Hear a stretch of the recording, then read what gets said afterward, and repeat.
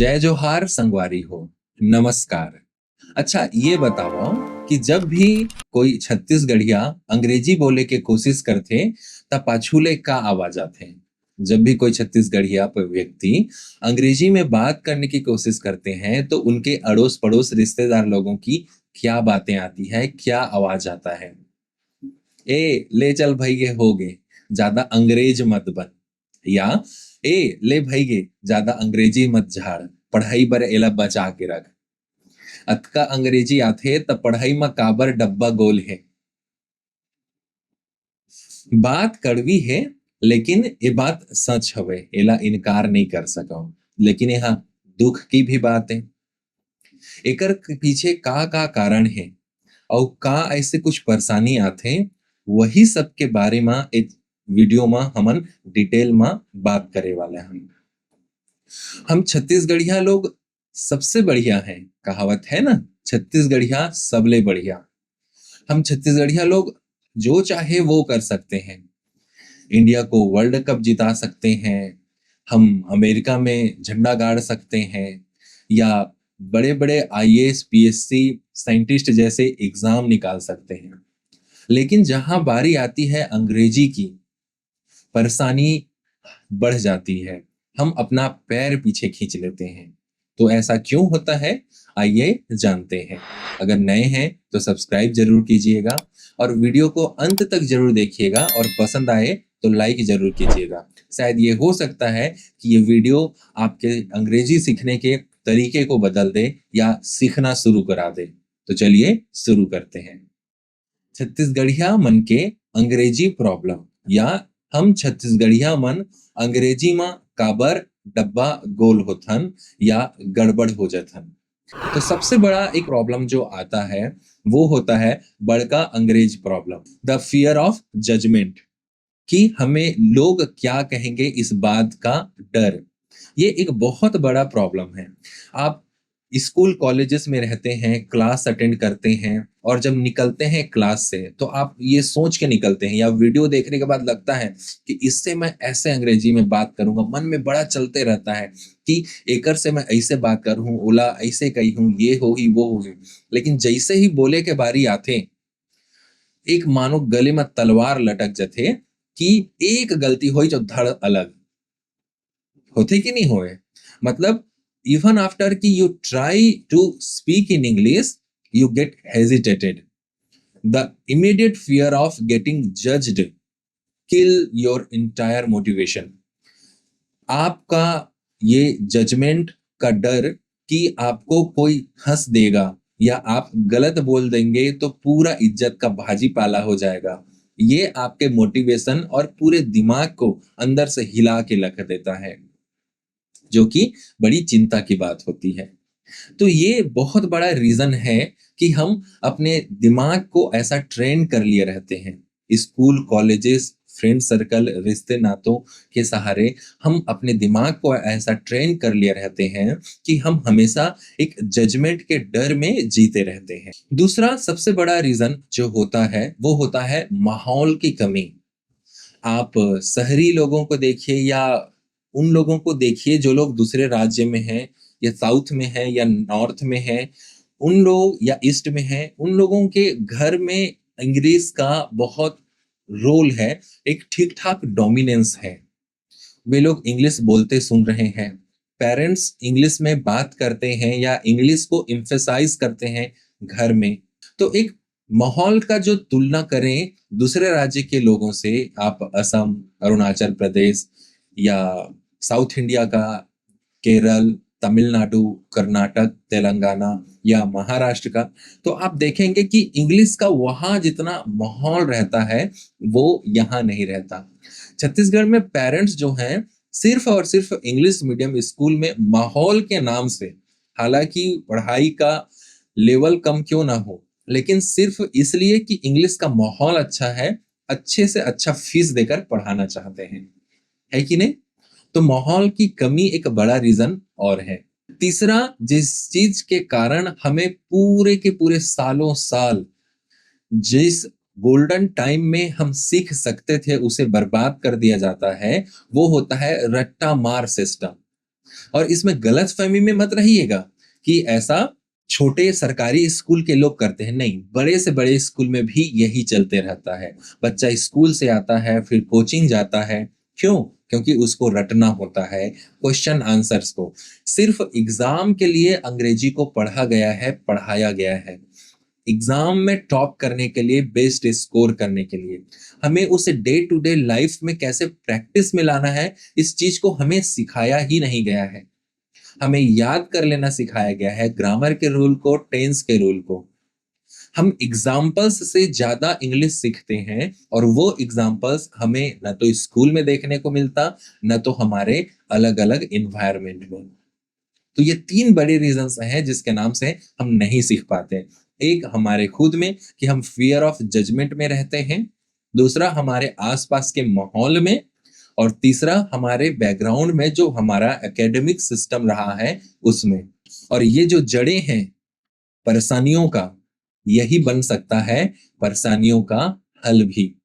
इन्हीं से निकल सकते हैं फल भी, जो आपको अच्छी इंग्लिश सिखा सकते हैं। तो चलिए अब सॉल्यूशन के बारे में बात करते हैं। तो सॉल्यूशन के बारे में अगर बात करें तो एक तो इंपॉर्टेंट चीज जो आप सभी को ध्यान रखना है कि आपको ट्रांसलेशन के चक्रव्यूह में नहीं पड़ना है।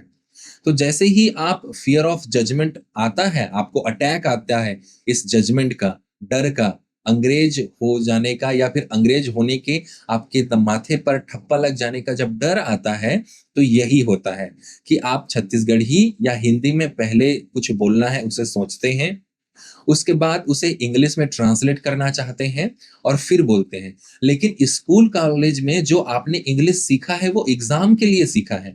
उसमें आपने ये नहीं सीखा है कि डे टू डे लाइफ में जब बोलेंगे, जो वर्ड्स होगा, जैसा यूज वर्ड्स का आप करते हैं, उसे कैसे ट्रांसलेट किया जाता है। तो रियल लाइफ में आप अचानक से हाईजैक्ड हो जाते हैं, दिमाग का ट्रांसलेशन मशीन पूरी तरीके से ठप पड़ जाता है, फेल हो जाता है। तो आपको ट्रांसलेशन मशीन पे नहीं पढ़ना है, ट्रांसलेशन के जाल में नहीं पढ़ना है। आपको इंग्लिश पढ़ने और सोचने के तरीके को ही बदलना है। सीधा इंग्लिश में ही सोचना है।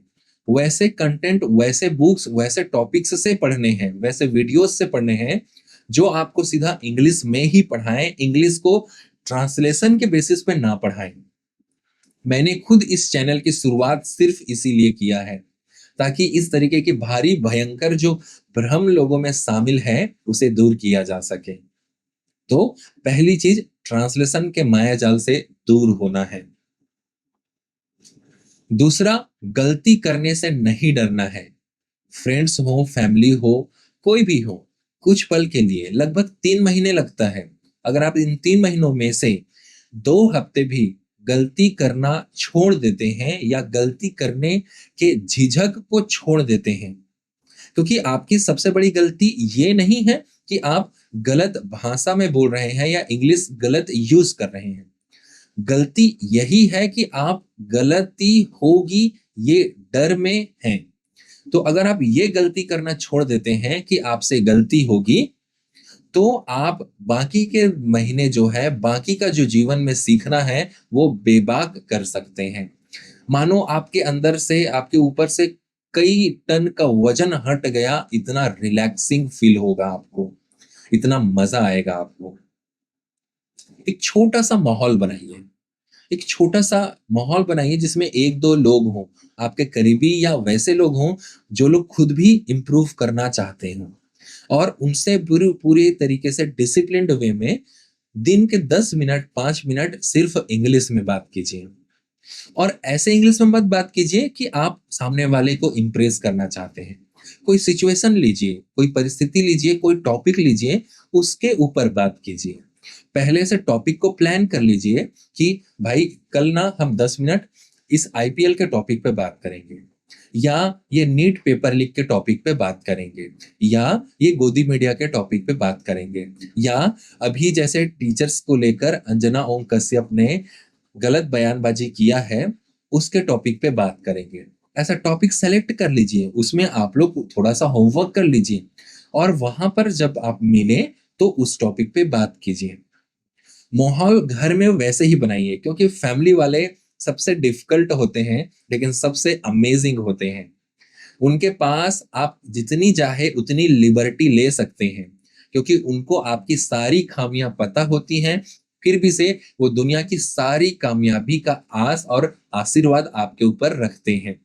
इसलिए घर में लोगों से छोटे-छोटे शॉर्ट रिस्पॉन्सेस को हर हाल में एकदम आदत की तरह, एकदम रिक्वेस्ट की तरह इंग्लिश में बात कीजिए। Give me water, do you know this, hi, good morning, hello, the lunch is ready, can you tell me this, where has he gone, और number of huge things, can you fetch me a glass of water. ऐसे ढेर सारे शब्द आप घर को बहुत ज्यादा यूज कीजिए please. Unless you by yourself try speaking around and in home, you it will not work. Third, शहर के सामने बात करने से पहले खुद के सामने बात कीजिए। आईने में सामने बात कीजिए, गूगल से, जेमिनाई से बात कीजिए, एआई से बात कीजिए, और अकेले अपनेपन में बात कीजिए, और हर बार सिर्फ इंग्लिश में सोचिए, क्योंकि इंग्लिश में सोचना ही इसका तोड़ है। तीसरा जो आजकल और ये बहुत काम आ सकता है, जो कंटेंट आप देख रहे हैं रील्स में, वीडियोस में, शॉर्ट्स में, मूवीज में, मोबाइल में, जितना भी चीजें आप देख रहे हैं, उसमें कंटेंट थोड़ा बदलिए। उसको या तो इंग्लिश में देखिए, इंग्लिश के सॉन्ग्स या इंग्लिश के डायलॉग्स या इंग्लिश के इंफॉर्मेशन वाले वीडियोस ज्यादा देखिए। ग्रामर के रूल्स वाले मत देखिए। प्लीज कभी भी ये नहीं सोचिएगा कि मैं ये इंग्लिश पढ़ ही रहा हूँ या जान ही रहा हूँ या कोशिश कर ही रहा हूँ, तो चलो ना इसको एग्जाम के लिए भी कर लेते हैं। नहीं, don't fall prey to that knowledge craving. ज्ञान के भूख के पीछे का शिकार नहीं बनना है, ठीक है। कभी भी ये नहीं सोचना है कि ये इंग्लिश को मैंने तो सीख लिया, तो मैं इसको अब एग्जाम के लिए भी याद कर लेता हूँ। नो, यही तो हमारे स्कूल सिस्टम ने हमें मिसकंसेप्शन दिया है कि भैया आप इंग्लिश एग्जाम के लिए सीख जाओ, पढ़ाई के लिए सीख जाओ, आप बाय डिफॉल्ट रियल लाइफ में सही हो जाएंगे। आपको हमेशा अपने आप को याद दिलाना है कि आप अब इंग्लिश रियल लाइफ के लिए सीख रहे हैं। एग्जाम में वो काम आएगा, वो बाद में है, लेकिन अभी से ही अगर एग्जाम के लिए वाला स्टाइल अपनाएं तो फिर से वही बोझ, वो 12-15 साल स्कूल कॉलेज तक का जो आपने तनाव सहा है, आपने फियर ऑफ जजमेंट सहा है, वो आपके ऊपर अटैक करेगा, आपको कभी रियल लाइफ में ब्लूम करने नहीं देगा, कॉन्फिडेंस गेन करने नहीं देगा। तो संगी हो, छत्तीसगढ़िया सबले बढ़िया, अंग्रेजी बोलना और फर्राटेदार अंग्रेजी में बात करना छत्तीसगढ़िया होय के निशानी होना चाहिए। छत्तीसगढ़िया की ये खामी और कमी नहीं होना चाहिए, ये ताकत होना चाहिए। छत्तीसगढ़िया होय के लिए एक खूबी भी होना चाहिए। जैसे हमन साउथ इंडिया के आदमी मन ला जानथन कि उमन अपन मदर टंग के अलावा अंग्रेजी में भी बोलते हैं। मतलब एक व्यक्ति को आप अंग्रेजी बोलते देखेंगे, भारतीय हैं, तो आपको सबसे पहला डाउट यही आएगा कि ये साउथ इंडियन होगा, ये बंगाली होगा, ये उड़िया होगा। हमें ये क्यों नहीं लगता कि ये छत्तीसगढ़िया होगा? अंग्रेजी दुनिया से जुड़े के एक माध्यम है।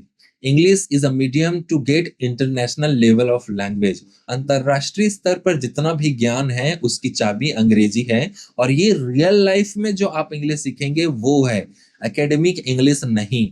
तो आपको कोशिश करनी है रियल लाइफ के स्पोकन इंग्लिश को इम्प्रूव करने का। अपन संस्कृति से तुमन जितना ज्यादा जुड़ू, अंग्रेजी सीखे के भूख उतने ज्यादा बढ़ी। आप अपने संस्कृति पर गर्व कीजिए और इंग्लिश में ज्यादा से ज्यादा बात करने की कोशिश कीजिए। क्यों? क्योंकि आपको भी अपने संस्कृति को रिप्रेजेंट करना है। आधुनिक दुनिया में आगे बढ़ने के लिए अंग्रेजी को एक हथियार बनाना है, छत्तीसगढ़िया होने के नाते।